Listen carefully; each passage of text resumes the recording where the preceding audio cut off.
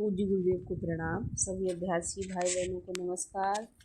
आइए आज का प्रश्न लेते हैं जो कि एक अभ्यासी द्वारा पूछा गया है प्राणाहुति के बारे में।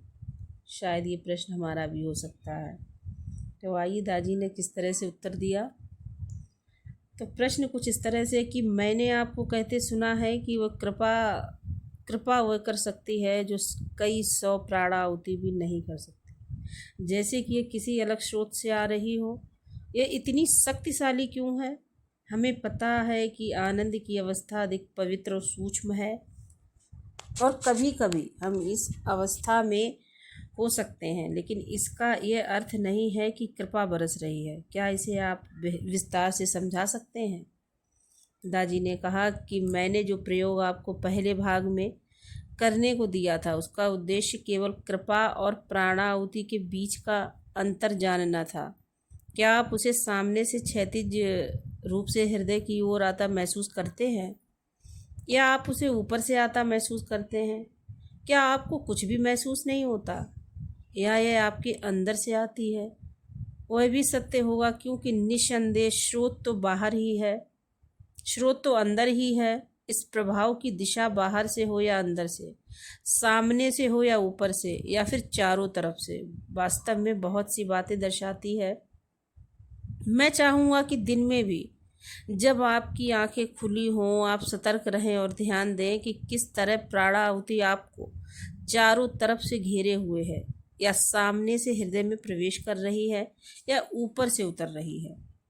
ऐसे क्षणों में जब हम मालिक की उपस्थिति में आमने सामने होते हैं या जब हम उनकी याद में इतना अधिक लीन हो जाते हैं, तब वे अपने आध्यात्मिक रूप में, अपने सूक्ष्म रूप में हमारे पास आने को बाधित हो जाते हैं। उन्हें आना पड़ता है क्योंकि हम उन्हें इतना अधिक याद करते हैं। उस समय प्राणाहुति अलग तरह से प्रवाहित होती है। ये ऊपर से उतरती है और हमें पिघलाना शुरू कर देती है। कभी कभी इस पिघलते प्रभाव को हम महसूस करते हैं, सिर से शुरू करके फिर हृदय, कंधे और फिर पूरा शरीर पिघलने लगता है।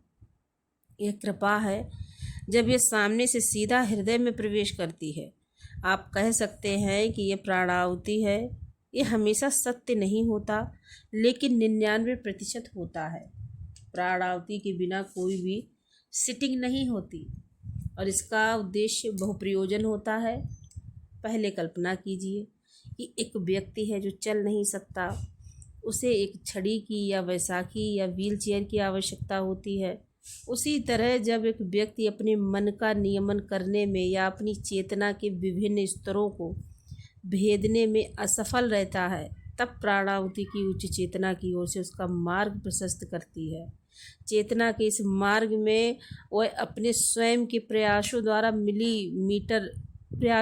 1 मिलीमीटर भी आगे नहीं बढ़ सकता।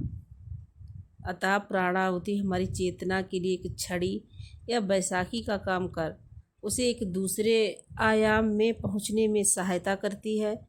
यह हमें एक स्तर से उठकर दूसरे स्तर तक पहुंचाने में मदद करती है। ये इसका प्राथमिक काम है। हम प्राणाहुति के सत्य को पहली सिटिंग में ही प्राप्त कर लेते हैं ताकि स्रोत अपना चमत्कार कर दे। जब हम प्राणाहुति के साथ ध्यान और प्राणाहुति के बिना ध्यान की तुलना करते हैं ताकि हम इनमें अंतर महसूस कर सकें, प्राणाहुति द्वारा हम चेतना में होने वाले उस बदलाव को सिद्ध करते हैं। हमारे लिए ये समझना अत्यंत आवश्यक है कि प्राणाहुति के बिना हम चेतना के एक स्तर से दूसरे स्तर तक नहीं बढ़ सकते। हम एक अपंग व्यक्ति की तरह हैं जो व्हील चेयर के बिना हिल नहीं सकता, एक ही जगह पर अटके रहते हैं। जब प्राणाहुति मालिक के हृदय से अभ्यासी के हृदय की ओर प्रवाहित होती है तो कुछ विशेष गुणों से ओतप्रोत हो सकती है। मान लीजिए हमें अत्यधिक धैर्य या एक उच्च स्तर की सहनशीलता चाहिए, तो प्राणाहुति में उन गुणों को डाला जा सकता है। साथ ही ये आशा भी कि एक उच्च स्तरीय विवेक भी इसके समानांतर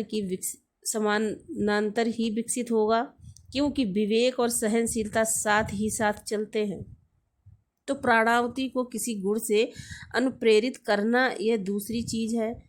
तीसरी चीज़ यह है कि संबंध बनाना। आपने अभी एक शादी संपन्न होते हुए देखी। यहाँ भी प्राणाहुति विवाह के बंधन में बंध रहे उन दो व्यक्तियों के दिलों को जोड़कर अपनी भूमिका अदा करती है।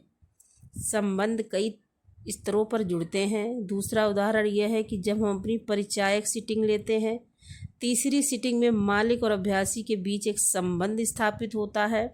परिणाम स्वरूप भविष्य में जब हम ध्यान के लिए बैठते हैं तो प्राणाहुति स्वतः ही उतरने लगती है। तो ये चैनल प्राणाहुति द्वारा ही स्थापित होता है और अंततः जैसे ही प्रभाव ऊपर से नीचे आता है और अपना कार्य करता है, इसकी सहायता से सफाई भी हो सकती है।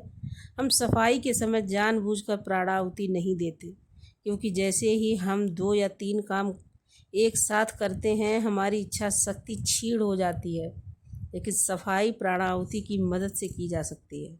ये कुछ चीज़ें हैं जो प्राणाहुति करती है। यदि मुझे कुछ और विचार आते हैं तो मैं आपके साथ उन्हें बांटूंगा। धन्यवाद।